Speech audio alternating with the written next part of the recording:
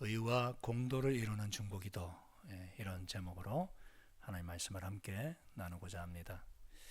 여러분, 우리가 세상 가운데 살아갈 때 가까운 사람도 있고 덜 가까운 사람도 있습니다. 그죠? 좀 친한 사람도 있고 좀 덜 친한 사람도 있습니다. 여러분, 친한 사람, 가까운 사람은 어떻습니까? 여러분, 무엇을 근거로 친하다, 또 덜 친하다 이렇게 알 수 있습니까? 밥 먹는가, 밥 먹지 않는가, 그죠? 덜 친한 분은 왠지 밥 먹자 그러면 부담스럽습니다. 그죠? 그러나 친한 사람은요, 밥을 안 먹는다 그러면 화가 나죠. 왜? 좀 시간 좀 내. 그렇습니다. 여러분, 별로 친하지 않은 사람과는 밥을 같이 먹는 것조차도 굉장히 부담스럽습니다. 먹다가 체할 것 같고. 그죠?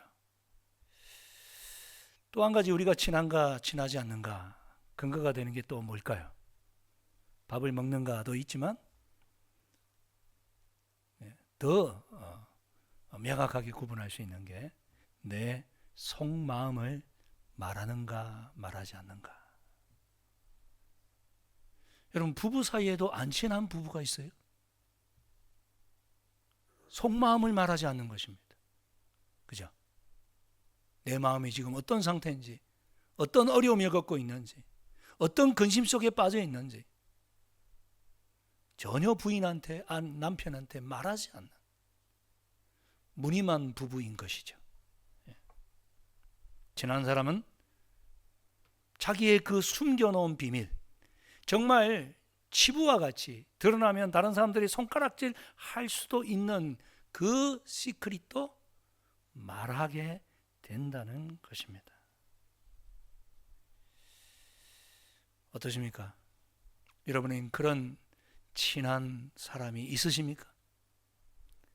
나의 그 치부조차도 이야기할 수 있는 그런 친구가 있으십니까?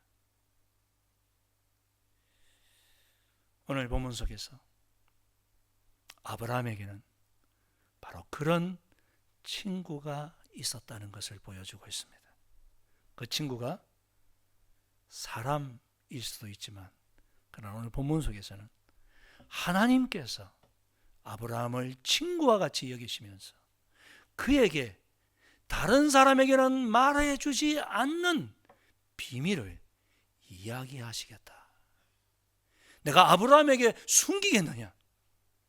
그의 속마음을, 그의 계획을 전하고 있는 내용을 보게 됩니다. 앞서 우리는 18장이 어떤 내용인지 살펴보았습니다. 한 주간이 지나다 보니까 다 까먹었을 수도 있는데 어떤 내용입니까? 그가 자기 텐트 앞에 부지중 후에 천사로 찾아온, 사람의 모습으로 찾아온 두 천사와 하나님을 영접하게 되지요. 가장 좋은 밀가루로 떡을 만들고 가장 맛있는 송아지로 요리를 하고, 그리고 우유와 요구르트와 다양한 음식들을 가지고 와서 극진히 대접을 하죠. 그 대접을 받은 하나님께서 뭐라고 말씀하십니까? 내년 이맘때쯤에 네 아내 사라가 아들을 낳을 것이다. 내년 이맘때, 이 이맘때라고 하는 단어는 하라라고 하는 히브리어 단어로 살아있다. 내년 이맘때는 살아있는 때, 생명의 때. 여러분, 만물이 소생하는 때가 우리가 봄이라고 그러지 않습니까? 89세가 될 때까지 한 번도 그의 태에는 소생하는 때가 없었습니다. 생명이 잉태되는 때가 없었습니다. 그러나 내년 이맘때는 그 죽은 태와 같은 사라의 몸속에서 생명이 잉태되고 아이가 출생하게 될 것이다. 바로 그 하나님을 뭐라고 표현한다고요? 엘 샤다이의 하나님. 하나님에게 능치 못할 일이 있겠느냐? 믿지 못하는 아브라함에게 하나님은 자신이 엘샤다이임을 보여주셨습니다. 그렇습니다. 하나님에게는 능치 못할 일이 없으신 줄 믿으시기를 축원합니다. 죽은 태에서도 생명이 태어나게 하시는 하나님. 야, 우리 가정은 이제 끝이야. 내 사업은 이제 끝났어. 내 인생은 여기서 이제 종치는 거지 뭐 어떻게 하겠어? 여러분, 그렇지 않습니다. 엘샤다이의 하나님을 믿는 자에게는 정말 웃을 일이 있게 해 주실 줄 믿습니다. 텐트 뒤에서 음식을 준비하던 사라가 비웃었습니다. 웃었습니다. 소리내지도 않았습니다. 그러나 하나님은 다 알고 계셨습니다. 네 아내 사라가 웃었다. 사라를 직접 불러서 너 왜 웃느냐? 제가 안 웃었습니다. 너 웃었어. 사라는 야, 하나님은 정말 공간을 초월하시는 분이구나. 따로 자기는 떨어져 있었음에도 불구하고 자기가 말씀을 믿지 못해서 웃고 있다는 사실을 알고 계시는 하나님. 그러나 그 사건을 계기로 사라는 온전히 엘샤다이의 하나님을 믿게 되어준 줄 믿습니다. 그게 히브리서 11장 11절에 나오는 것이죠. 같이 한번 읽어보겠습니다. 시작. 믿음으로 사라 자신도 나이가 많아 단산하였으나 잉태할 수 있는 힘을 얻었으니 이는 약속하신 이를 미쁘신 줄 알았음이니라. 아멘. 믿음으로 사라 자신도 나이가 많아 단산하였으나 잉태할 수 있는 힘을 얻었으니, 잉태할 수 있는 힘을 언제 얻었다고요? 이는 약속하신 이를 미쁘신 줄 알았음이니라. 약속하신 하나님, 그 하나님을 믿음으로 받아들일 때에 그의 끊어졌던 생명이 다시금 활짝 꽃을 피게 되는 줄 믿습니다. 약속하신 하나님을 미쁘신 분으로 받아들이는 가정마다 소생케 되는 역사가 일어날 줄 믿습니다. 끊어지고 단절되어지고 남보다 못한 부부관계도 약속하신 주님을 믿음으로 받아들이게 될 때 그 부부관계가 회복되어지고 그 가정이 봄날이 찾아오게 될 줄 믿습니다. 이렇게 말씀하신 하나님과 두 천사가 이제 길을 떠나게 됩니다. 그것이 우리가 읽은 이 16절 말씀이죠. 그 사람들이 거기서 일어나서 소돔으로 향하고 아브라함은 그들을 전송하러 함께 나가니라. 그렇습니다. 소돔을 향하여 가십니다. 그 가시는 길에 뭐라고 이야기합니까? 여호와께서 이르시되 내가 하려는 것을 아브라함에게 숨기겠느냐? 아브라함에게는 내가 숨길 수가 없지. 왜요? 친하니까, 친구니까, 가까우니까. 여러분, 말씀을 듣는다고, 말씀을 읽는다고 다 깨닫고 다 말씀의 은혜가 있을까요? 똑같이 이 예배를 드린데 어떤 분은 그 예배가 은혜가 되는가 하면 어떤 분은 너무 공허하고 너무 지겹고 따분하게 느낄 수 있다는 겁니다. 그 차이가 뭘까요? 하나님이 너무나도 멀리 계시다고 느끼는 분은 이 예배가 따분한 거예요. 그러나 하나님이 지금 나에게 당신의 속마음을 이야기하고 계신다. 이것을 느끼는 분은 예배가 감격스럽고 귀하고 소중한 시간이 되어지는 줄 믿습니다. 내가 아브라함에게 이것을 숨기겠느냐? 내가 하려는 것을, 하나님이 하려고 하시는 것을 여러분에게 하나님은 말씀하기를 기뻐하시는 줄 믿습니다. 다 각자를 향한 계획이 있으십니다. 왜 이렇게 일이 안 풀리지? 왜 이렇게 전쟁이 오래되어서 야, 내가 도대체 뭐 해먹고 살아야 되나 이제? 그러나 하나님은 계획이 있으신 분인 줄 믿습니다. 내가 하려는 것을 아브라함에게 숨기겠느냐?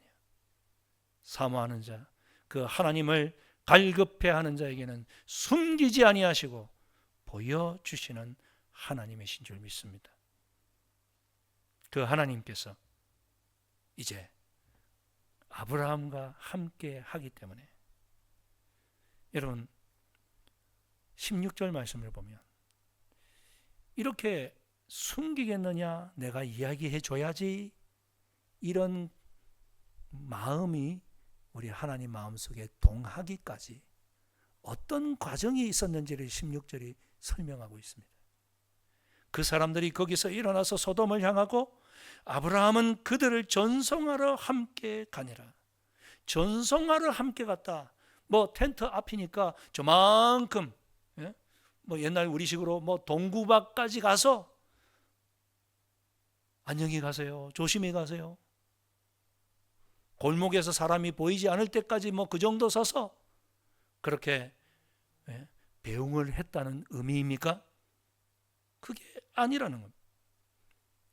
오늘 본문이 조금은 좀 그런 오해를 낳을 수 있는 뉘앙스를 가지고 있어요.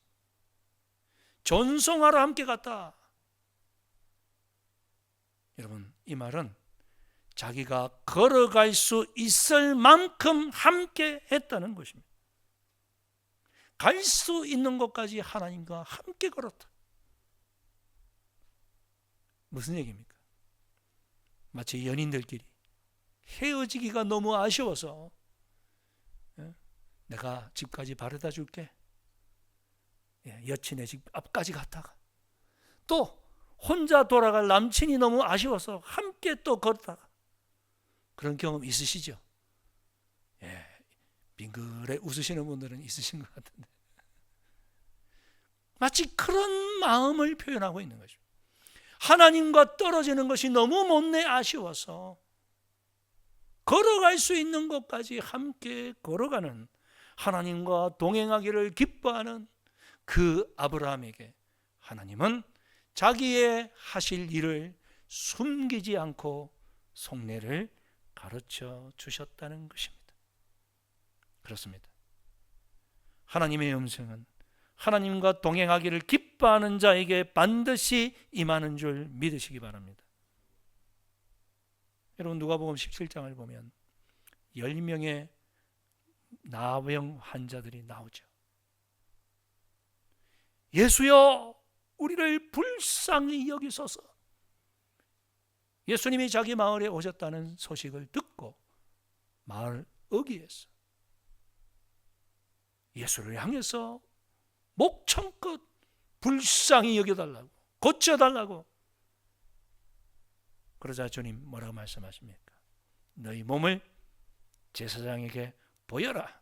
무슨 얘기입니까? 나병이 고침받았으니까 제사장에게 가서 확인 도장을 받아라, 이런 얘기죠. 그러나 여전히 나병은 그대로 있는데, 그러나 그들이 그 말씀을 믿고 떠났더니 노중에 사라져 버렸습니다. 나병이 깨끗이 나았습니다. 근데 이 기쁜 소식을 예수님께 전하기 위해 돌아온 사람은 몇 명이었습니까? 한 명이었다. 심지어 누가복음에는 사마리아 사람, 유대인들이 개처럼 여기는 사마리아 사람만 예수님께 감사하기 위해 돌아왔더라. 그때 그를 본 예수님 말씀하십니다. 누가복음 17장 17절부터 같이 한번 읽어보겠습니다. 시작. 예수께서 대답하여 이르시되 10사람이 다 깨끗함을 받지 아니하였느냐? 그 9은 어디 있느냐? 이 이방인 외에는 하나님께 영광을 돌리러 돌아온 자가 없느냐 하시고 그에게 이르시되 일어나 가라, 내 믿음이 너를 구원하였느니라 하시더라. 아멘. 10사람이 다 깨끗함을 받지 아니하였느냐? 예수님은 이미 다 알고 계시죠. 나머지 9은 도대체 어디 있느냐? 물론 이 9명의 심정도 이해가 갑니다. 얼마나 기뻤을까요? 이제는 이렇게 나병으로 가족들과 헤어져서 병 속에서 죽어가는 것이 내 인생의 끝인가 싶었을 텐데 깨끗함을 입었으니까 그동안 보고 싶었던 엄마, 아내, 가족들의 얼굴을 보고 싶어서, 그리고 자기를 무시하고 깔봤던 그 사람들 앞에 봐라, 나도 이제 정상인이 되었다 자랑하고 싶은 마음, 왜 어찌 이해가 되지 않겠습니까? 그러나 그것보다 먼저 우리에게 와야 할 것은 뭡니까? 우리 주님을 만나고 싶어하는 마음이어야 할 줄 믿습니다. 주님 감사합니다. 주님 은혜입니다. 우리가 왜 주일마다 이 예배를 드리기 위해 나옵니까? 바로 그 주님을 만나기 위해서인 줄 믿습니다. 은혜로 일주일을 살았습니다. 주님, 9은 어디 있느냐? 그리고는 찾아온 그 사마리아 사람에게 예수님은 놀라운 말씀하십니다. 가라, 내 믿음이 너를 구원하였느니라. 육체만 깨끗함을 얻은 것이 아니라 이 사마리아 사람은 주님과 동행하고 싶어서 왔는데 무엇까지 얻게 됩니까? 영혼의 구원까지 얻게 됩니다. 영과 육이 동일하게 다 구원을 받는 놀라운 은혜를 입게 되었다는 것입니다. 그렇습니다. 주님과 동행하기를 기뻐하는 자에게는 이런 놀라운 역사가 일어나는 줄 믿습니다. 육의 문제뿐만 아니라 영의 문제까지 해결을 받는, 많은 경우 여러분 영혼의 문제가 육신의 문제까지 좌우한다는 사실을 아시지요? 돈 많다고 행복할까요? 아닙니다. 여러분, 우리의 마음에 평강이 임할 때 육신은 좀 힘들어도 우리는 능히 이겨낼 수 있는 사람들인 줄 믿습니다. 이것이 사람과 짐승의 차이죠.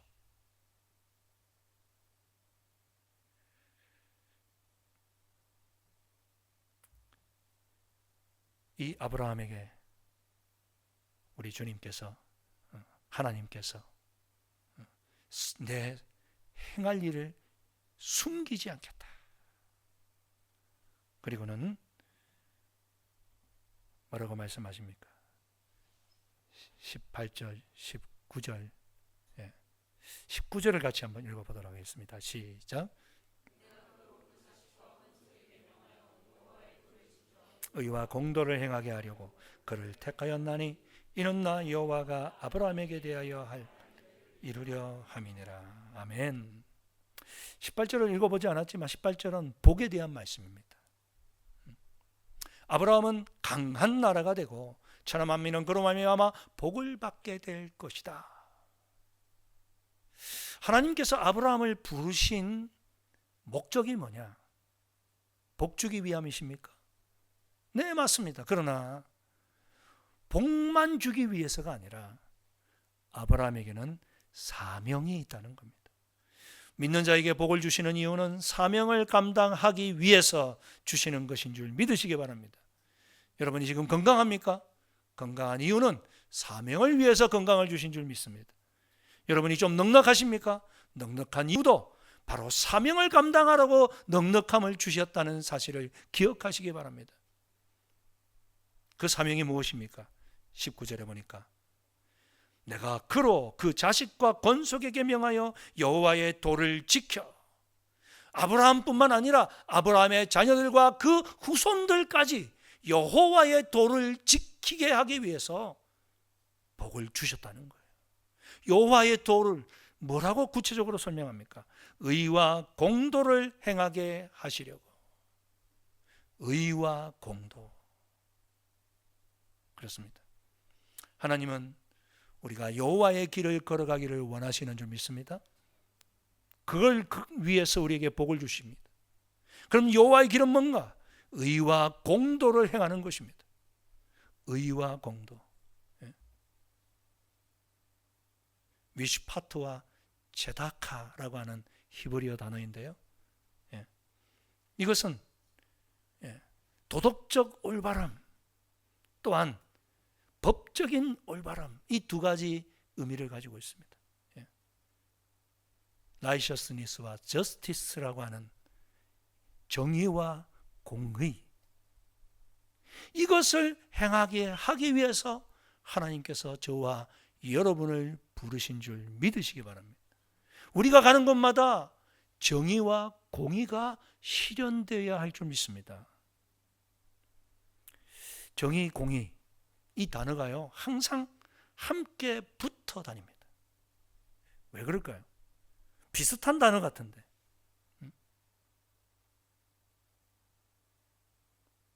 근데 조금의 차이가 있다는 것이죠. 팡세라고 하는 책을 쓴 이 파스칼이라고 하는 분의 그 팡세 속에 이런 얘기를 합니다.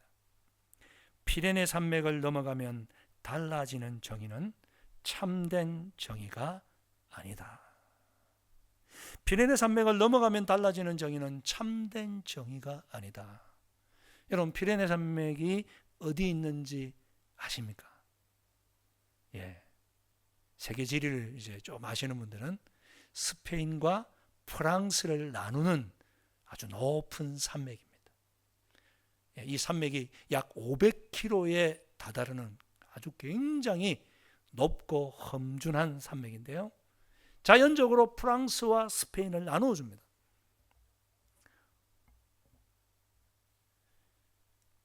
여러분, 어느 날 프랑스가 스페인을 정발하기 위해 나섰습니다.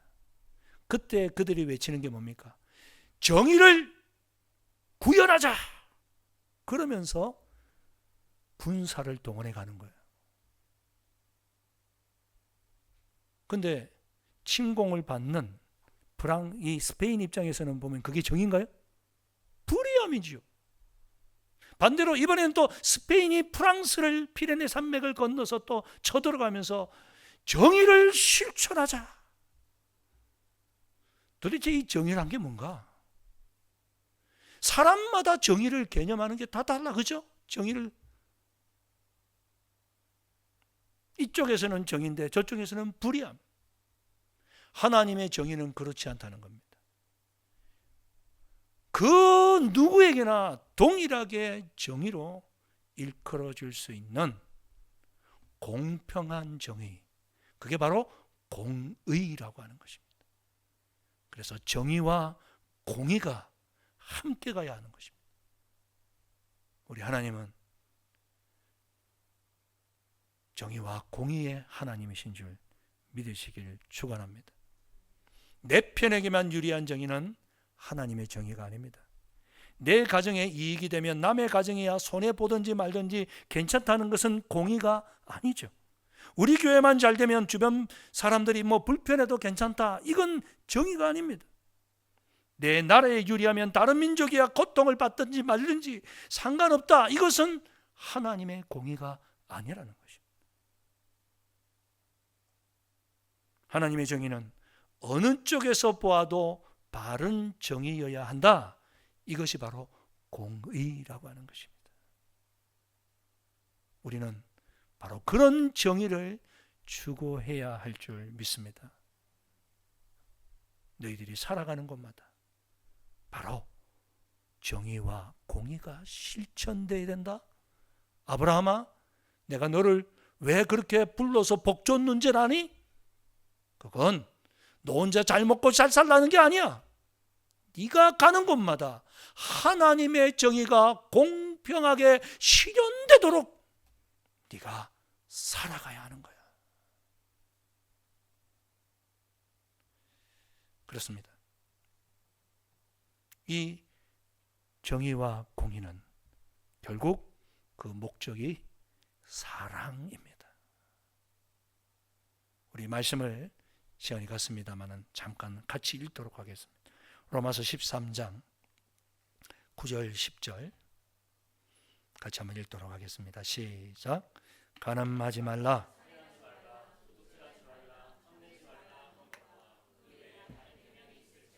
내 이웃을 내 자신과 같이 사랑하라 하신 그 말씀 가운데 다 들었느니라. 사랑은 이웃에게 악을 행하지 아니하나니 그러므로 사랑은 율법의 완성이니라. 아멘. 우리가 정의롭게 산다는 게 십계명을 지키는 거죠. 그죠? 간음하지 말라, 살인하지 말라, 도둑질하지 말라, 탐내지 말라. 이외에 다른 계명이 있을지라도 이 모든 계명을 하나로 묶을 수 있는 것이 뭡니까? 네 이웃을 내 자신과 같이 사랑하라. 사랑은 이웃에게 악을 행하지 아니하나니 그러므로 사랑은 율법의 완성이니라. 의와 공도를 행한다는 말은 다른 말로 표현하면 뭡니까? 신약적으로 표현하면 사랑하라.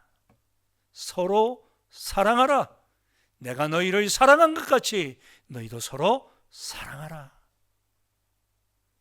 그리스도인이 그리스도인답게 되는 일은 바로 사랑하는 일에서 이루어지는 줄 믿으시기 바랍니다.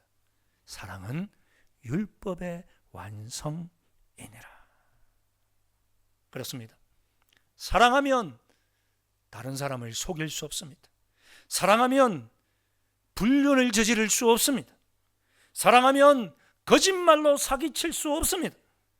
사랑하면 직원의 정당한 노동의 대가를 주게 되어 있습니다. 사랑하면 자기 욕망을 위하여 다른 사람을 이용할 수 없습니다. 율법의 완성은 사랑이니라. 정의와 공의를 이룬다는 것은 바로 사랑을 이루어가는 일인 줄 믿으시기 바랍니다. 우리를 통하여, 우리의 일생을 통하여 그런 공의와 정의가 이루어지기를 소원합니다. 그 공의와 정의가 온전히 이루어졌던 한 장소가 있습니다. 거기가 어디입니까? 십자가입니다. 십자가. 온전히 우리를 위하여 자기를 내어주셨던 그 주님의 십자가. 그분이 대신 죗값을 받았고 우리를 위해 희생 제물이 되어졌던 것. 그 십자가를 우리가 잊지 말아야 할 줄 믿습니다. 그래서 아브라함은 소돔을 향해 가는 하나님께서 내 속마음을 보여주리라. 그 속마음을 무엇이었습니까? 소돔에 내가 정의를 실천해야 되겠다. 거기로부터 울부짖는 소리가 들리고 있다. 심판하시겠다는 겁니다. 그 이야기를 들은 아브라함 어떻게 하죠? 하나님, 의로운 사람을 불의한 사람과 함께 죽이는 것이 가한 일입니까? 의인 50명이 있으면 용서하시겠습니까? 그러나 45명이 있으면 그렇게 내가 용서하마? 40명, 30명, 20명, 10명까지 그렇게 소돔 땅에 있는 롯을 위하여, 조카 롯의 가족을 위하여 울부짖는 그러한 내용을 우리가 살펴볼 수 있습니다. 그렇습니다. 사랑한다면 다른 사람을 위하여 간구하게 되는 줄 믿습니다. 중보하게 되는 줄 믿습니다. 저분도 저 사람도 하나님의 사랑을, 십자가의 은혜를 알게 해 주십시오. 믿게 해 주십시오. 나만 예수 믿는 것은 가장 이기적인 일이죠. 이 좋은 예수를 우리를 통하여 전해질 수 있기를 축원합니다. 이 시간 한번 찬양을 드렸으면 좋겠습니다.